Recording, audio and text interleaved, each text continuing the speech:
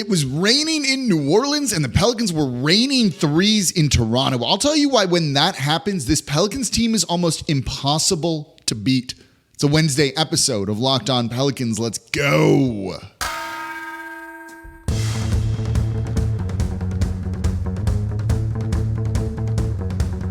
You are Locked On Pelicans, your daily New Orleans Pelicans podcast, part of the Locked On Podcast Network, your team every day. Welcome to another edition of Locked On Pelicans, the daily podcast covering your favorite team, the New Orleans Pelicans and NBA, part of the Locked On Podcast Network, your team every day, available wherever you get your podcasts and available on YouTube. I'm your host, Pelicans Insider, credential member of the media, Jake Madison, at NOLA Jake on Twitter.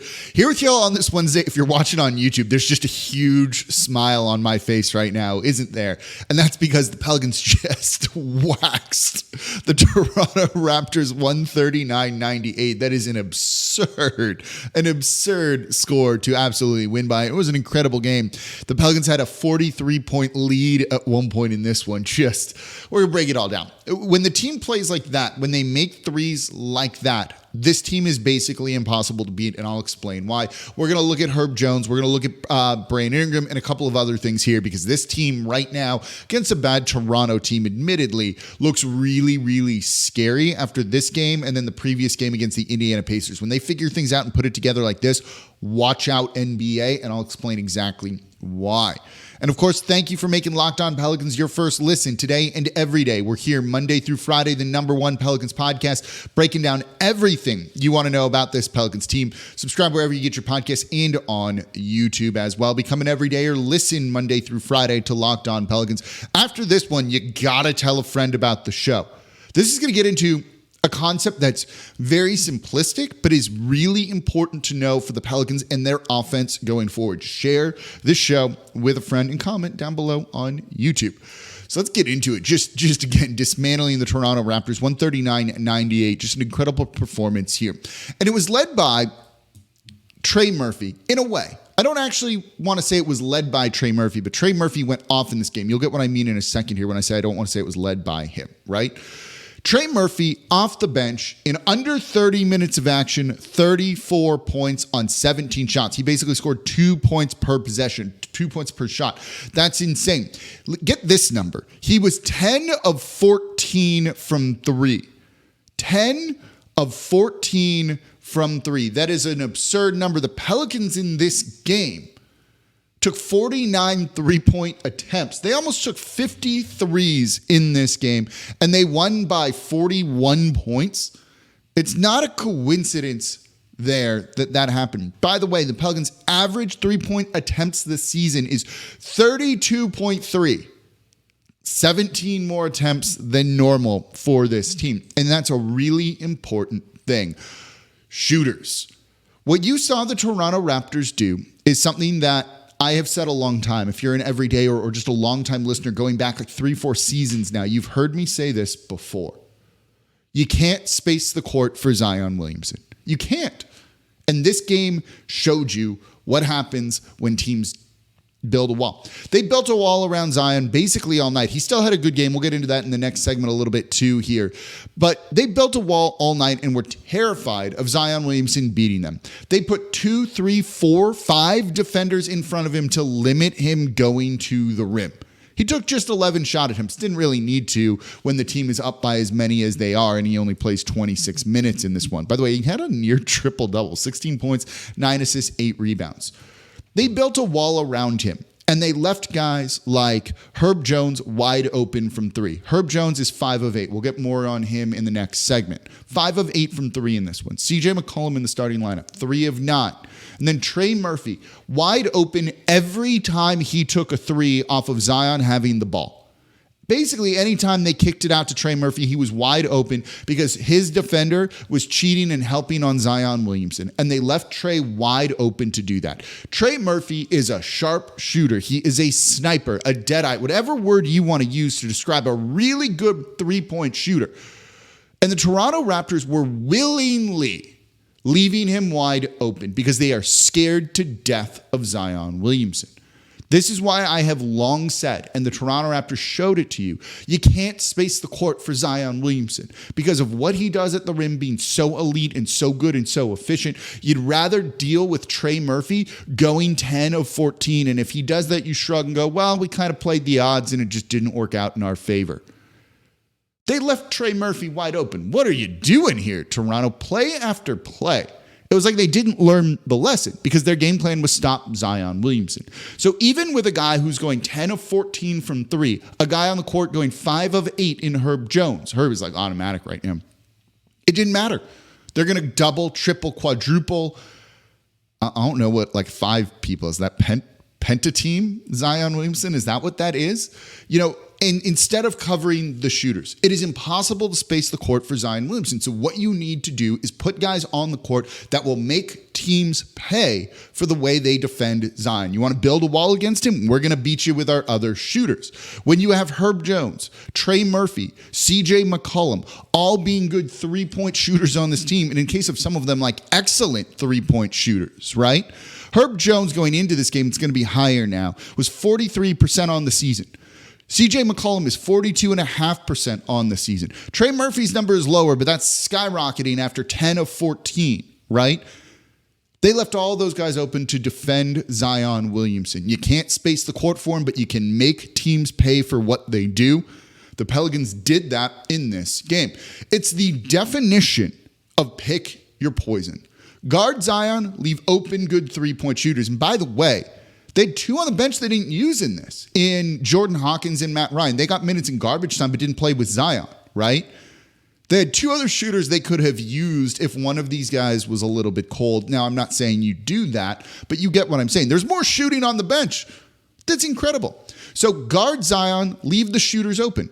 Guard the shooters, give Zion space to attack. He was hyper efficient here, right? 16 points on 11 shots is good. He was 7 for 11. 8 rebounds, 9 assists. Those are really good numbers. Hyper efficient. If you gave him more space, he could have killed this team. He was a plus 28, which was the best out of the starters here. Trey Murphy, by the way, off the bench was a plus 44, which is just frankly insane to think about in under 30 minutes of action, right? Every minute he was on the court, they were winning by more than a point, which is wild to say out loud. When these shooters are hitting shots like this, there's no way to defend this team. There's no way to defend this team. And then it leads into good defense. More on that in a minute here, right? And this is something I've long said. Really good offense is going to lead to even better defense. The Pelicans can get back, get set, and defend at a high level, which they do. Let's Herb Jones not have to defend in transition. Great. He can wreak havoc. He did in this game, right? He's been amazing this season. 2 steals here for him in this one, right? The Toronto Raptors were held under 100 points. I don't care that they're tanking him without a bunch of people. That is hard to do, to hold a team under 100 in today's NBA. And the Pelicans did it. And again, it goes back to the game against the Indiana Pacers, the 2 games there, right? What did we say about that? Your offense gets going, your defense can get back, get set, get stops, which then fuels your offense even more. The Pelicans, by getting stopped, not through turnovers this time, just forcing misses, had 27 fast break points. Toronto only had 11 turnovers. That was New Orleans grabbing misses and running because they were forcing stops and defensive rebounding here. And it makes the offense even scarier, which then makes their defense scarier. And these things feed off of one another. And so when the guys are hitting their threes or they're spacing the court for Zion, which they aren't in this one, right? And Zion gets going, it's all gravy. It's all lagniappe here. We're going to be happy about that, and the Pelicans are going to win. That's what you saw in this game. That was an incredible performance, shooting performance from this team overall. By the way, the final numbers were, where'd it go? The box score, 24 49, 49% from 3. That'll work. That'll absolutely work. Good luck to any team. Denver Nuggets, Minnesota Timberwolves, Clippers, the Thunder, when they're on like this team is one of the toughest teams to beat in the league because the defense can be elite and then the offense is elite. That's why we've been screaming, lean into that more. So let's get more into Herb Jones, though. There were a couple things they did here, which I found really interesting, that also ties into the spacing aspect that we're talking about here in the three-point shooting. Let's break that down coming up here next in today's episode of Locked On Pelicans. Today's episode of Locked On Pelicans is brought to you by eBay Motors, my favorite. Passion, drive, and patience. What brings home the winning trophy is what keeps your ride or die alive. eBay Motors is everything you need to maintain your vehicle and level it up to peak performance. I work on all of my cars. Whether I want to make them look cool, sometimes you just want it to look awesome, sound loud, drive faster, be a little bit more comfortable, whether it's speed, power, style, eBay Motors has got you covered. And with over 122 million parts for your vehicle, you're always going to find exactly what you're looking for. And with eBay's Guaranteed Fit, your part is guaranteed to fit your ride every time or your money back. It's why I only get all of my car parts from eBay Motors. Because with eBay Motors, you're burning rubber, not cash. With all the parts you need at the prices you want, it's easy to turn your car into the MVP and bring home that win. Keep your ride or die alive at ebaymotors.com. Eligible items only. Exclusions apply. eBay Guaranteed Fit only. Available to U.S. customers. And thank you for making Locked On Pelicans your first listen today and every day. We are here Monday through Friday, the #1 Pelicans podcast, breaking down everything you want to know about this Pelicans team. You're seeing it in action, things we've been talking about all season long here on Locked On Pelicans. So become an everydayer. You would have already known what I was going to talk about in the first segment. If you knew what I was going to talk about in the first segment because you're an everydayer, let me know in the comments down below. Join the almost 10,000 Locked On Pelicans subscribers on YouTube as well. They're looking good right now. This is going to be fun. I'm going to try and make sure we can talk about them on Locked On NBA. Make that your second listen. I'm on there every Wednesday. The national show, NOLA to the national show, which is pretty cool, I think, here. I'm just going to try and sneak in some Pelicans talk. So give Locked On NBA, make that your second listen today. But right now, we are talking about the Pelicans, and they're just, it makes me laugh looking at the score. 139-98. Oh, man, 41-point win over the Toronto Raptors. Is that the right math? Is it 41 points? Those numbers are so high that it doesn't seem real here. Shout out to Garrett Plattner, by the way, sending me a text going, forget Steph Curry and Clay. Trey and Herb are the new Splash Brothers. You're not incorrect right now, right? I saw Steph Curry airball 2 threes in that loss, that dismantling. You want to talk about a big win. What the Boston Celtics did to the Golden State Warriors the other night was like, I had to double check if that was like a real score with everything. So yeah, new Splash Brothers here in New Orleans. That was just a fun game. Threes, all of that, everything just working in unison, holding the team under 100 points, the opponent under 100 points. I want to talk about something we saw early on in this game because Herb Jones has been good all season, right? Like we know that. Herb Jones has been amazing all season long for this Pelicans team and has been outstanding, and we just love everything. Something just like broke in another room, and we are going to just do this show and keep on going here. That was weird. Herb Jones has been great, but to go 5 of 8 from 3, 62.5% in this game was just phenomenal, right? Like he lit it up. He had 14 points in the first quarter, was kind of pacing the New Orleans Pelicans here. One of the things I've said, and I've talked about it with spacing, right? Like you space the court when defenses shift guys to you, when you bend the defense, in a sense, when they mark you and make sure you're always defended or you always have someone on you, right? They shift their coverage to you. Any words you want to use, it all means the same thing. They're paying attention to you out there on the perimeter. That's spacing, right? They don't do that for Herb Jones this season. Maybe that's just more of his overall reputation. You know, being under 40% his first couple of years in the league, but this year he has exploded, right? He is #1 in three-point percentage since January 1st, I believe is the exact stat. He's doing it on good volume. 8 attempts is a pretty significant number for him from 3. So seeing all of that and seeing it all come together is great, but he's not a court spacer, right? They're not defending him like that. It doesn't open up room for Zion Williamson. He's there to make teams pay for the way that they are defending Zion, which I'm cool with. That's all you can ask for. I have no problem with what he's doing. No complaints, right? Like make it very clear that that's not happening here. But the Pelicans are starting to do some very interesting things here with his shooting from 3 that is actually going to make teams really start to account for him. And this is coaching. This is smart. This is Willie Green, James Borrego, the rest of the coaching staff too. Fred Vinson working with Herb on his shot to improve it. You're seeing them run actions and plays for him off ball. right? And Antonio Daniels highlighted it in the first quarter of this game, where they had Larry Nance Jr. just set a back screen on Herb Jones's guy as Brandon Ingram drove. It's essentially just without getting into the technical details, it's an off-ball screen, right? They moved Herb Jones. They had Larry Nance Jr. just kind of stand in place so that when Brandon Ingram passed the ball to Herb Jones, Larry was there in between Herb's defender and Herb, which just created space for him. Took the guy out of the play, right? Just setting a pick. That's all you're doing here. Herb Jones caught that ball, launched the three. It was an insanely good pass, by the way, by Brandon Ingram on this one. But they've been doing that a lot more. Now that there is some confidence in Herb Jones draining threes, run off-ball actions for him. He's a very good cutter, willing to kind of do a lot of that work that tires you out, but that's like Herb Jones, right? Leading by example, doing all of the nitty-gritty, dirty work, hustle type stuff. Cutting doesn't nearly get some of the excitement as a made three or a dunk or something like that, but it's a real useful skill to have. But because it's not a highlight-worthy thing, a lot of guys just don't do that sort of stuff. But Herb Jones is running around, making defenders move, all of those things. The fact that he has a credible three-point shot and you can run those actions. If he was running to the corner before, do you need to defend it? No. Here, do you need to at least consider it a little bit? Yeah. Because he's become such a good three-point shooter. And with those off-ball actions, it's either going to give him more open three-point looks, or it's going to let Zion Williamson and Brandon Ingram and even CJ attack the basket more. So that adds a wrinkle to this offense, another layer that wasn't present before because of the growth from a guy like Herb Jones. One of the things that I also love that the Pelicans are doing right now, and you saw this on social media, they're already promoting him for first team all defense.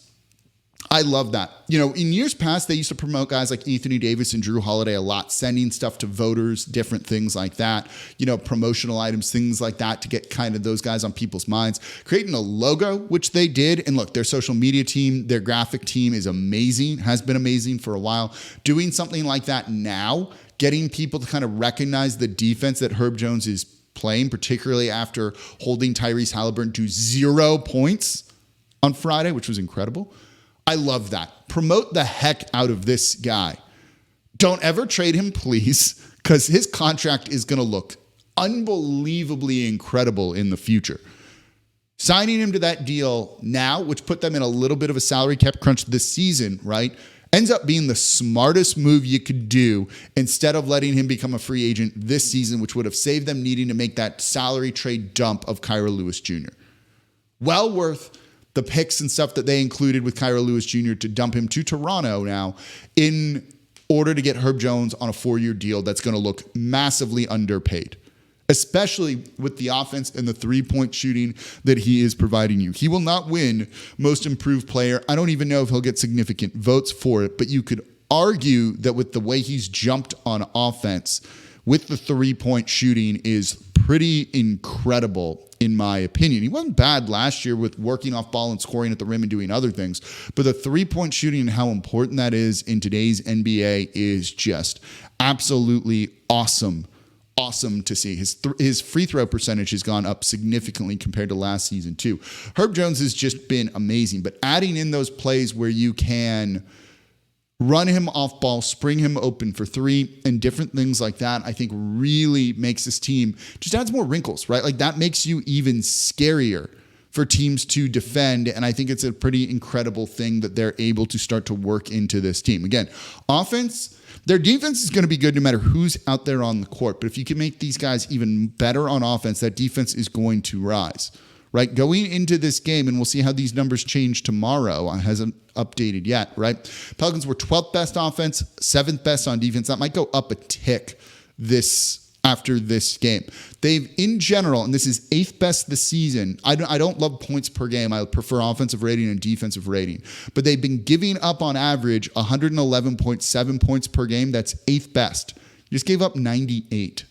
Think about that for a minute. It's because the offense is absolutely rolling in the way that it is right now. That's just an incredible thing. It's tied into it. You only gave up 102 to the Indiana Pacers, right? Like that's a pretty incredible number as well. You held the New York Knicks to under 100. When they're winning, it's because their offense is clicking. They're getting good quality games, and then they're holding guys and opponents under 100 or close to 100. They only let the Houston Rockets right out of the All-Star break score 105, but they scored 127. They average 116. That was 11 points more than their average this season. The offense leads to really good defense because it allows your defense to get set. Then they can force turnovers. They can get out and run off misses because you're able to contest shots and those sorts of things. So I love what we're seeing from this team right now. I'm going to try and talk about it on Locked On NBA, so give that one a listen too. So coming up next, more on guys like Trey, on Zion, on Brandon Ingram, Jonas Valanciunas. I want to talk about a couple more things here from this game because I think it's all really important. Let's break it all down. Coming up here next in today's episode of Locked On Pelicans. Right now, though, today's episode of Locked On Pelicans is brought to us by our sponsor, BetterHelp. Sometimes we all need the opportunity to get something off of our chest. Big or small, certain things can really start to get to you, and it's important to let that out, especially to someone who's unbiased in your life. So today, I want to say how I really feel about something. You might even be thinking about the same thing this week. Herb Jones needs to be first team all defense this year. Has to be. Him being left off, enough is enough at this point. I want to yell that. The Pelicans seem frustrated with it too. So therapy can be different for everyone. Most of us have bigger problems than our favorite sports team, and it's important to get things off your chest every once in a while. So if you're thinking about starting therapy, give BetterHelp a try. I've actually used BetterHelp myself. I love that it's just flexible, convenient, right? It's entirely online, designed to be flexible and suited to your schedule. Visit BetterHelp.com/LockedOnNBA to get 10% off your first month. That's BetterHelp, HELP.com/LockedOnNBA. And thank you for making Locked On Pelicans your first listen today and every day. We are here Monday through Friday, the #1 Pelicans podcast, breaking down everything you want to know about this Pelicans team. Subscribe wherever you get your podcast. We are part of the Locked On Podcast Network, your team every day. We are also on YouTube, where we have almost 10,000 Pelicans fans subscribed. Never miss an episode. We do these shows live. We'll get back into that a little bit too. Since I got to do Locked On NBA after doing this, decided not to go live and make my life a little bit easier. But I want to hang out with y'all again soon because it's fun. And this team is fun right now. So tell a friend about the show. Get them listening to Locked On Pelicans. And you need to become an everydayer. Okay, let's get back to it. The Pelicans just dismantling the Toronto Raptors 139-98. Zion had a quiet game. Didn't need to do much, right? 16 points, 9 assists, 8 rebounds. It's almost a triple-double. 1 assist, 2 rebounds off. That's pretty great. Didn't need him to do much. When you do this, when this happens, they didn't need him to do much against the Indiana Pacers when Brandon Ingram had that incredible game. We'll talk about BI in a second here. I liked what we saw from Zion in this one, though. Willing passer, reading the floor well. One of the things I've said he needs to add a little bit more of, right, is a little bit more hesitation game to his bag. You actually saw a good bit of it. The kind of shifting of gears and things like that, exploding for speed to go and attack the basket, but taking a hop step where you kind of jump, stop, and then can survey because you've kind of moved around, go up with the ball or pass out or get guys off balance. I thought that was really good from him in this one. That stop where you can then survey the court and make a quick read and pass the ball out. Really excellent to see. That's also going to let him draw fouls more. Absolutely let him draw fouls more when you get guys off balance. Throw in a pump fake, go up, they're going to get off balance, then you go up with the ball. Get that foul call, sell it, and go to the line. He only went to the line twice in here, but you saw him playing through contact better than he has, I think, at other times this season. Doesn't help that Toronto's bad. They're tanking. There's only so much we want to read from this game, but the core concepts are there. So he was just good attacking. The point Zion thing led to all of those wide open shooters. You see why this works and why they want to do it. And you still have 2 other shooters on the bench that you didn't even get to with Zion here. But linking Zion and Trey's minutes, very, very, very smart to see. Just solid game from him that if you kind of extrapolate it out, he could have had a big one. Brandon Ingram was also great in this one. Again, he didn't need to do much. 12 points on 7 shot attempts. That's good efficiency right there. 6 assists, 3 rebounds. That was great. What I loved about that is he was 5 of 7 from the field. 4 of those makes were in the restricted area. Aggressive Brandon Ingram, getting into the teeth of the defense, trying to score at the rim is the best version of Brandon Ingram. I'll take that over him shooting threes. But if he's not going to attack the basket, you got to shoot threes. He only took 1 attempt in this game. It's fine. He also, I don't know who he just embarrassed on the Toronto Raptors, but had them turned around and just completely blew by him for a monster dunk that was just the whole play, the whole everything he did there was absolutely filthy. When your two superstars are as effective as this, it makes everyone's life easier. We overthink basketball sometimes. This is a piece of advice I give to young guys. Shout out John, by the way, who met with me for coffee to talk about this sort of stuff. As an aspiring broadcaster, sports media person. Sometimes we overthink this, right? Where, okay, let's talk about the 10th man, the 11th man, the 12th man on the roster. You're carried by your stars in the NBA, right? Trey, this is why going back, I'll tie it all together. Going back into the beginning, I said they were led by Trey, and I'm like, you know what? No, they weren't led by Trey Murphy. He might have been the highest leading scorer here in making all the threes and is the headline. They weren't led by him. They were led by Zion Williamson, who was attacking and what Toronto was doing to defend him, and then that left Trey Murphy wide open, who converted those shots. They were led by Zion Williamson creating all of that space and everything. Same with Brandon Ingram, too.